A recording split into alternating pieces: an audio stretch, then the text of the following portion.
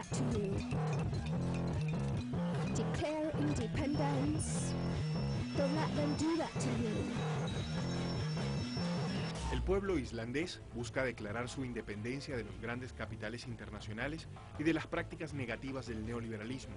Hasta ahora, la balanza está a su favor, pero la lucha aún se ve en las calles.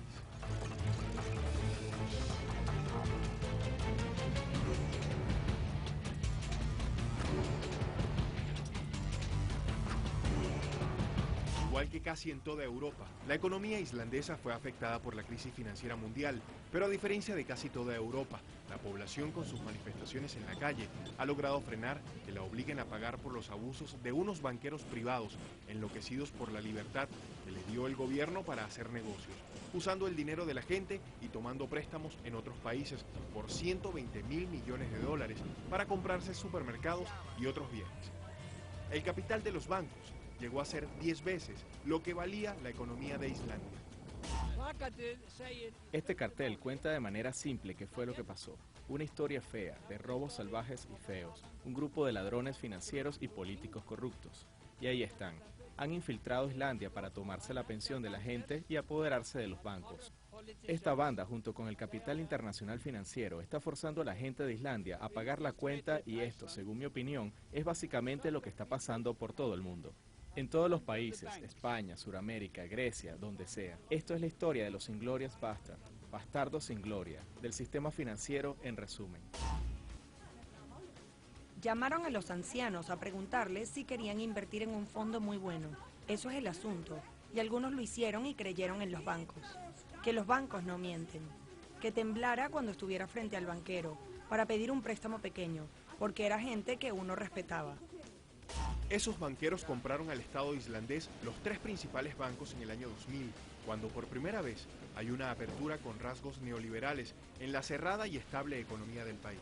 Comenzaron sus viajes por el mundo vendiendo sus productos financieros como los más seguros. Ofrecían los intereses más atractivos de toda Europa para el momento. Crearon una especie de banco virtual en Internet con el que captaron ahorristas en Holanda y Gran Bretaña principalmente.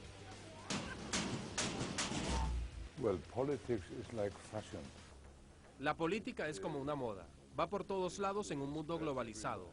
Todos hacemos cosas similares. Escuchamos música similar. Tenemos ropa similar. Así es en política. En los últimos años, el neoliberalismo ha sido la moda en política, en todas partes del mundo.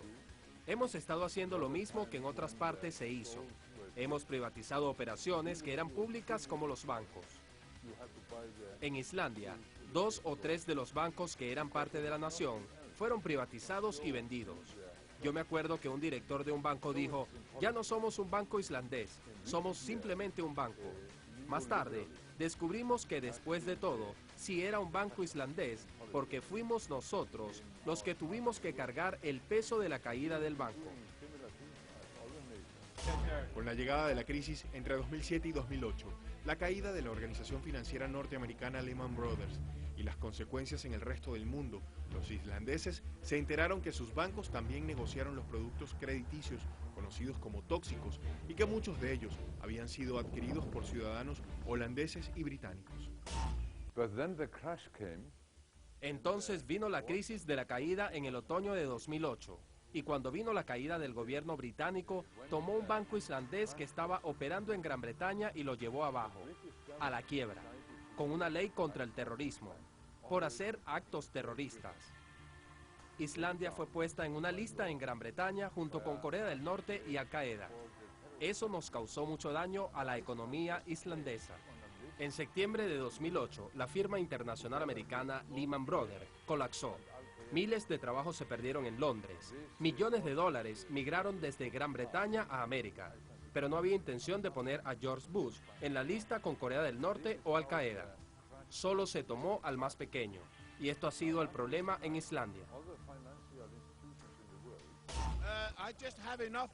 Yo ya he tenido demasiado de esto, porque han pasado 3 años desde que ha pasado la crisis y hemos visto al Parlamento y al gobierno que no han hecho nada sino ayudar a los bancos. Los bancos tienen unidades especiales para sacar a la gente de sus casas. Es como una mafia, estamos hartos, ya hemos tenido demasiado. Somos solamente 320.000 en Islandia, es como una pequeña ciudad en un país grande. Ya es demasiado. Por eso está toda la gente aquí para decir que ya hemos tenido demasiado. Que se vayan, porque tenemos una mina de oro, la naturaleza. Tenemos tanto para compartir con el mundo, pero el gobierno quiere regalarlo por nada. Aún se debate en Islandia el método que se va a utilizar para pagar a los gobiernos de Gran Bretaña y Holanda el dinero que usaron para pagar a sus ciudadanos afectados por los bancos islandeses. Lo que está claro en la isla europea es que la población no va a asumir las pérdidas de dinero de los negocios de esos banqueros en otros países. La gente culpa a las empresas financieras de esto, pero el hecho es que las empresas financieras trabajan según la ley que establece el gobierno y el parlamento, y ahí está el problema. El poder lo tienen los que gobiernan, que tienen la mayoría en el parlamento, y pueden cambiar las leyes que quieren cambiar e introducir las que hay que introducir. Las protestas que existen hoy contra los gobernantes existen porque la gente cree que los gobernantes no han asumido la posición de la gente. Las prácticas de los bancos sin control por parte del gobierno llevaron a Islandia, un país pequeño, pero con los ingresos y desarrollo suficientes para ubicarse entre los primeros del mundo, en una crisis jamás imaginada por su gente. Los bancos islandeses que fueron controlados nuevamente por el gobierno en 2009 para contener la crisis, pero que siguen en su mayoría en manos privadas, ahora están persiguiendo a quienes les deben utilizando mecanismos que rayan en lo delictual. Durante el florecimiento de los negocios, los bancos ofrecieron créditos en monedas extranjeras que fluctuaban según el valor de esas divisas. Por otro lado, y para evitar las pérdidas en las instituciones bancarias, se estableció en la ley que los créditos fueran indexados a la inflación, un mecanismo que no es otra cosa que ajustar manualmente el precio de los bienes de acuerdo con la inflación, lo que automáticamente permite el aumento de las cuotas con el alza inflacionaria. La deuda se recapitaliza a favor de las instituciones financieras y, peor aún, los bancos pueden cobrar intereses sobre intereses, lo que es una práctica perversa que ha hecho impagable el crédito para casi el 70% de los islandeses.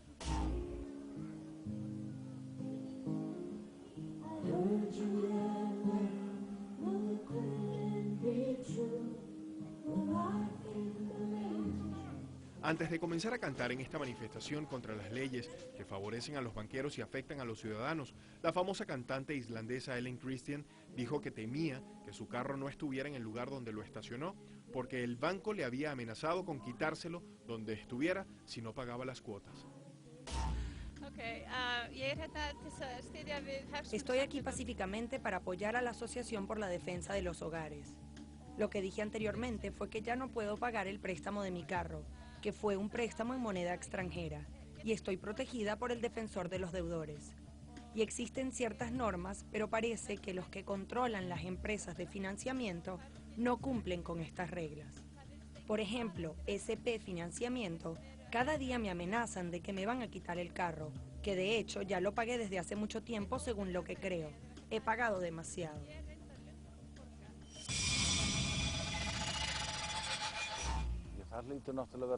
Debe ser una experiencia terrible levantarse y alguien se ha llevado el carro. La gente, por supuesto, esto lo vive como una falta de ley absoluta, porque compra un carro, recibe financiamiento de un banco, después hay una formalidad y el documento de propiedad está a nombre del banco y no de la persona, pero la gente considera que está a su nombre. En todos los casos, el banco no registra el carro como su propiedad, pero sí registra la deuda del que compró como propiedad. Pero el que compra, según como está aconsejado por el banco, registra el coche como propiedad en su declaración de impuestos. Así que no existe ninguna duda en el pensamiento de la gente que lo que está haciendo es ilegal. Y ojalá la Corte tome una posición a favor de la gente. En relación a las casas, hay miles de personas que están perdiendo las casas, y por supuesto, es diferente acerca de las casas. No puedes tomarte una casa en medio de la noche y llevártela. El banco tiene que hacer que se vaya quien habita la casa. Y es diferente entre uno y otro banco como lo hacen. Algunos lo hacen más fuertes que otros. Esto afectó a todos. La mayoría de los hogares tienen préstamos para sus casas. Entonces han subido algunos, pero la situación es diferente en otros casos. Algunos no tienen nada, otros tienen mucho. Afecta de forma diferente a la gente. La inflación está a 5%, la cual es bastante alta para Europa Occidental. Pero la gente no está enojada por esta cifra. El problema más grande es que hubo mucho incremento con la inflación. Después de 2008 cayó la moneda, perdió menos de la mitad de su valor y en cierto momento la inflación estaba en 20%, pero ha bajado después. Islandia tiene un sistema parlamentario, lo conforma una Cámara de Representantes de 63 miembros, elegidos por el pueblo. Tiene un presidente que ocupa las funciones de jefe de Estado. Él nombra al primer ministro, que es el jefe de gobierno.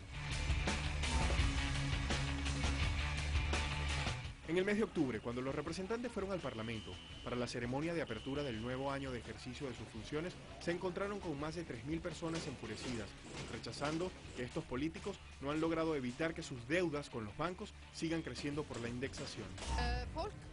La gente se reunió y mostró solidaridad efectiva.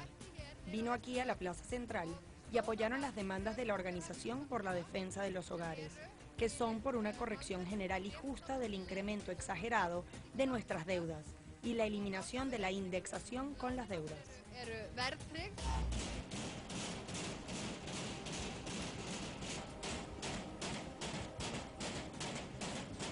Al salir de la ceremonia religiosa en la catedral y antes de llegar al Parlamento, fueron blanco de huevos, tomates, papel sanitario y otras sustancias que la policía intentó detener. Por primera vez, el actual gobierno instalado después de la llegada de la crisis enfrenta una protesta de este tipo.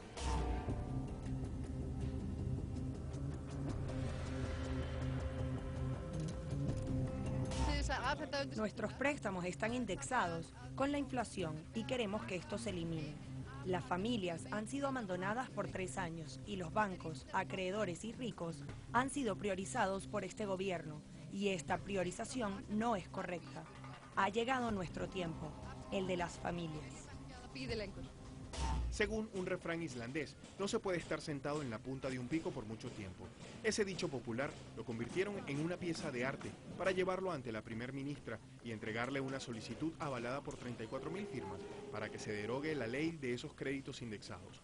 Los manifestantes le dijeron que si para enero próximo no se ha cumplido con la modificación de la ley, van a hacer que su solicitud se convierta en una petición de referendo nacional. Aseguran que no pueden estar más tiempo esperando en la punta del pico.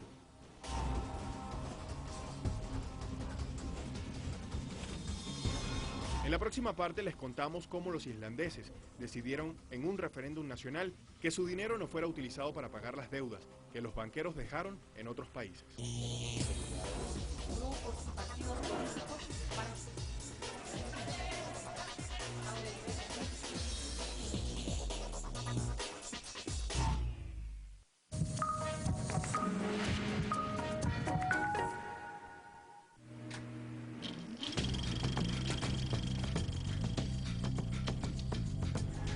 Un espacio donde se hace visible lo invisible,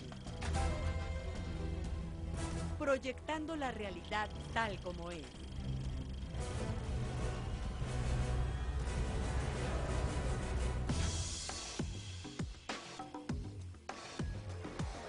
Documentales Telesur, todos los sábados y domingos, solo por Telesur.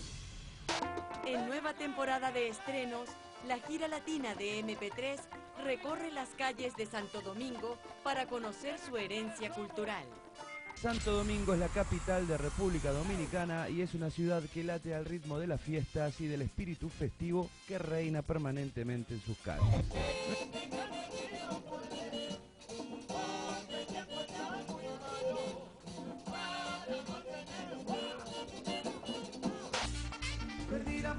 MP3 Gira Latina, Santo Domingo de Fiestas, este sábado en estreno, solo por Telesur.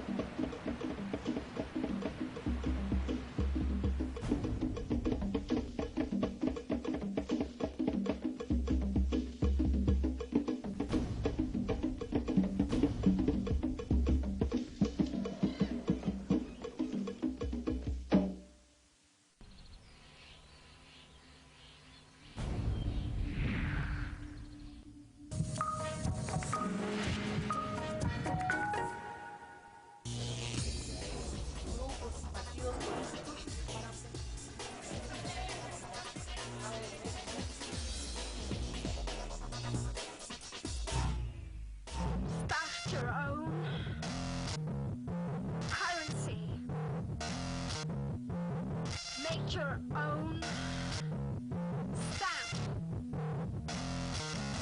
Protect your language.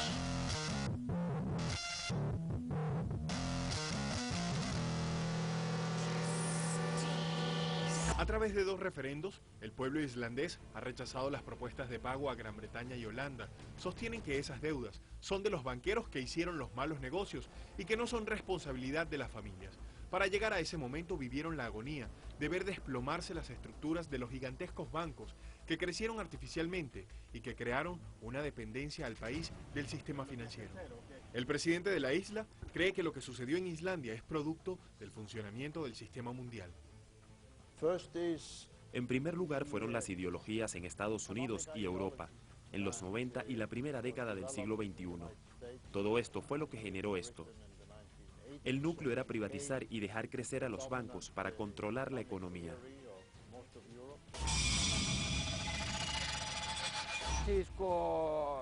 Cuando el capitalismo financiero invade por vía de la privatización de los bancos, entonces cambia las normas de la sociedad. Los jefes de los bancos tienen de repente 100 veces los salarios de la clase media. Para la gente ya no era visto como un buen puesto ser maestro, cuidar a niños, esos trabajos importantes, y mientras todo eso estaba pasando, 1/3 de la gente tenía un mínimo del salario. La segunda razón es que ellos pudieron privatizar los bancos en pleno crecimiento. Fue fácil obtener préstamos de bancos en el mundo. La tercera razón fue la falta de regulaciones y controles y adicionalmente la falta de cuidado por los bancos y líderes. Ya en el 2006, las prácticas de los enriquecidos banqueros en Islandia habían generado una crisis. Pese a esto, volvieron a pedir prestado a bancos estadounidenses. Las calificadoras de riesgo dijeron que en Islandia todo estaba funcionando correctamente y le otorgaron la calificación máxima a su deuda. Y siguió la fiesta crediticia. Cuando llegó la crisis en 2007, las calificadoras no tenían cómo explicar lo que había sucedido, no solo en Islandia, sino en casi todo el primer mundo. No fueron capaces de ver los riesgos de los oscuros negocios de los gigantescos bancos. O tal vez no los vieron porque son parte del mismo sistema. Si vamos hasta el momento en que se produjo la caída en 2008, para entonces creíamos que éramos una sociedad con poca corrupción y mucho bienestar. Pero cuando cayó todo, se mostró que el neoliberalismo, el sistema es corrupto, y como el neoliberalismo ha hecho corrupta a la sociedad. Habían tomado todas las riquezas de la sociedad como el pescado, empresas del Estado, privatizaron todo por medidas políticas que mostraban que la sociedad estaba muy mal gobernada. Pero cuando lo vemos en un plano más amplio, toda esta historia del neoliberalismo, vemos que es una historia que empieza cuando se dio el golpe de Estado en Chile y transcurre hasta nuestros días. En 2008, el jefe del Banco de Inglaterra envía una carta a Islandia diciéndole que no pueden seguir prestándoles dinero y que es necesario que los bancos se hagan más pequeños, pero los banqueros vikingos se negaron. En mayo de ese año se hace un acuerdo de intercambio de monedas entre los países nórdicos. A Islandia se le condicionó a no buscar más préstamos. Sin embargo, los bancos siguieron endeudándose.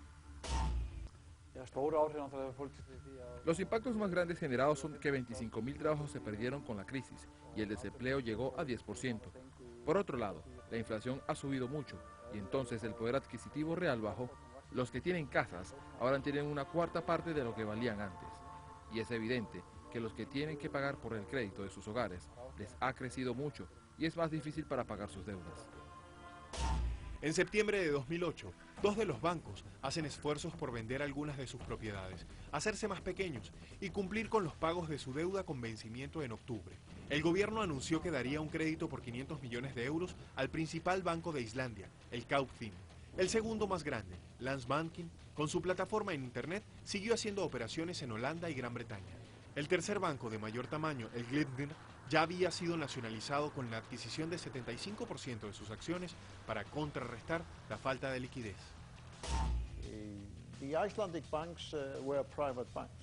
Los bancos en Islandia eran privados y como somos parte, ellos hacían 80% de operaciones afuera.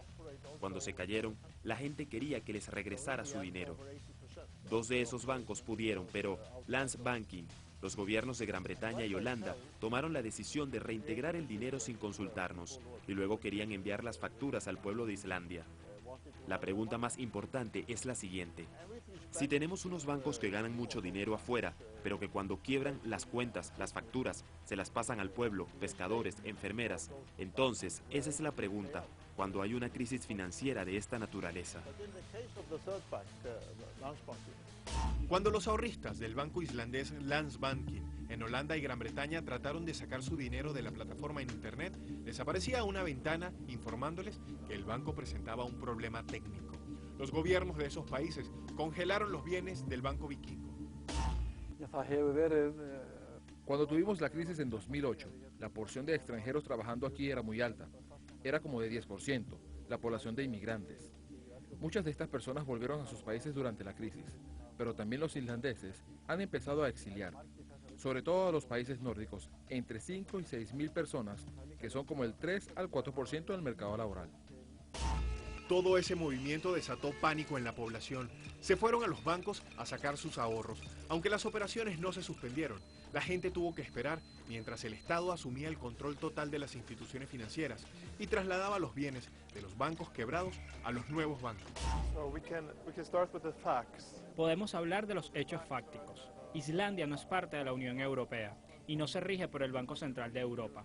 Nuestros bancos quebraron en 2008 y esto hizo que los banqueros, sobre todo los alemanes, perdieran mucha plata. Las pérdidas de estos bancos fueron de 47 billones de euros, que hace la diferencia entre Irlanda e Islandia. Y la diferencia principal es que los bancos irlandeses fueron rescatados por los bancos de Europa, que asumieron las pérdidas. En el caso de Islandia, los países extranjeros congelaron los bancos islandeses. Entonces, esto es un hecho claro, que los acreedores extranjeros pagaron por las aventuras de negocios de los banqueros islandeses.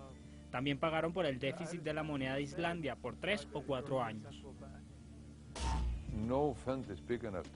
Hemos dicho a la Unión Europea, sobre todo a Gran Bretaña y Holanda, que han tenido la mayor afectación por la participación en la actividad bancaria con los depósitos IceSafe, que por supuesto que vamos a pagarles, pero con todos los bienes de la empresa bancaria que colapsó. Y hay mucho valor dentro de los bienes de Landsbanken, que era quien operaba los IceSafe. Así que hay una buena razón para creer que la mayoría de esa gente se le va a devolver su dinero. Pero nosotros no creemos que los que pagan impuestos en Islandia sean responsables.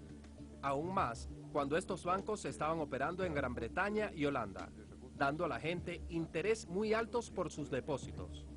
Esto era el libre mercado, sin ningún compromiso de la nación islandesa con eso.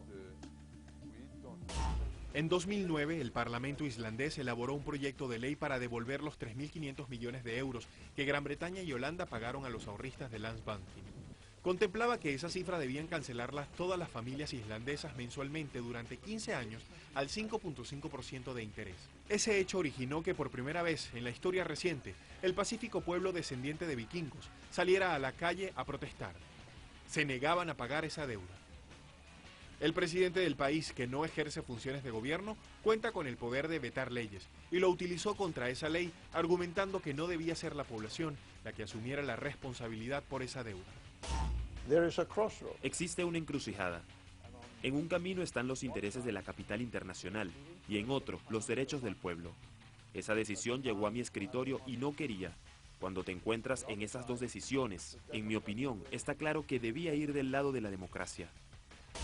El veto presidencial a ese proyecto de ley activó automáticamente, de acuerdo a la Constitución, la consulta popular sobre el tema. El 90% de la gente lo rechazó. El Parlamento hizo un nuevo intento modificando el acuerdo, ahora el interés sería al 3% y el pago a 37 años. En un segundo referendo, el 60% de los islandeses dijeron que no, un hecho considerado revolucionario en Europa. Sí, bueno, hubo una revolución en el sentido que hemos cambiado de política. Hubo gobierno y hubo referéndum nacional, donde el pueblo pudo tomar la democracia directa. Esto es un cambio radical para Islandia, pero no una revolución en sentido común. Se hizo con votos dentro de lo que dice la Constitución. En enero de 2009, el primer ministro, Geir Hilmar Haarde, dimitió y su puesto fue ocupado por la socialdemócrata Johanna Sigurdardóttir. Haarde actualmente enfrenta a la justicia, acusado de negligencia frente a la crisis. Algunos de los banqueros se fueron de Islandia y tienen averiguaciones abiertas en los tribunales. Hay 160 imputados.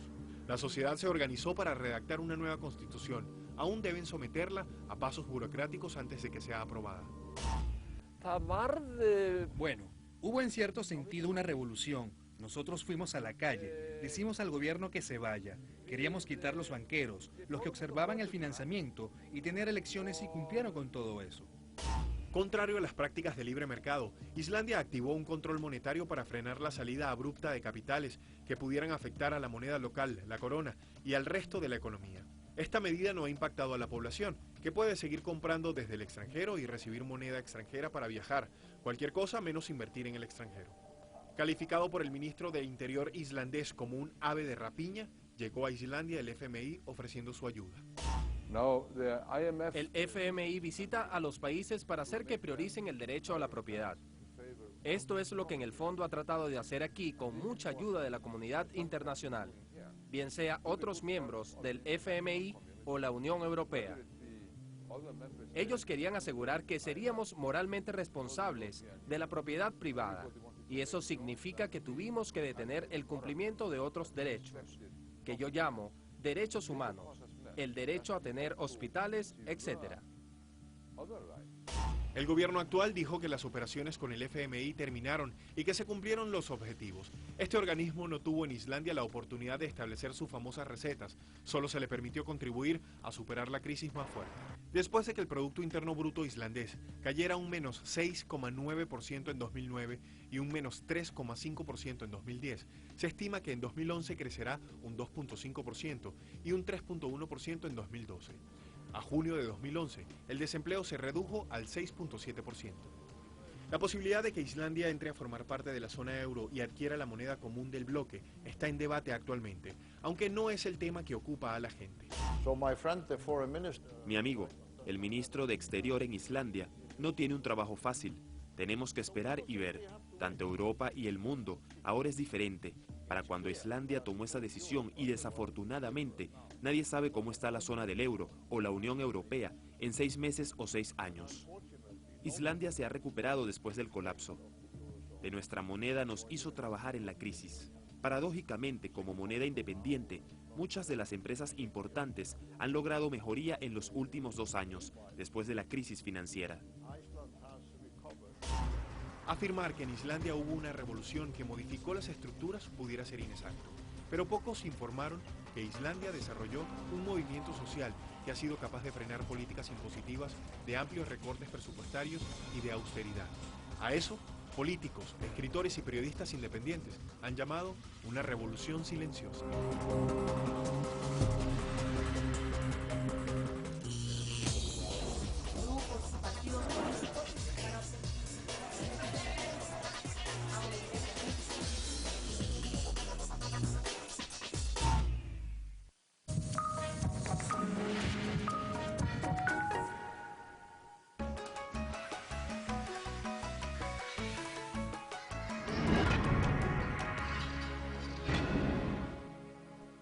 En telesurtv.net, Rincón Bicentenario, 200 años de independencia en América Latina. Encuentra en la red programas, noticias y especiales dedicados a la lucha independentista de nuestros pueblos. También en el Bicentenario, Telesur está presente. La especie humana corre el riesgo real de desaparecer. El sistema capitalista es insostenible. Fidel Castro. Telesur, creando conciencia a favor del medio ambiente.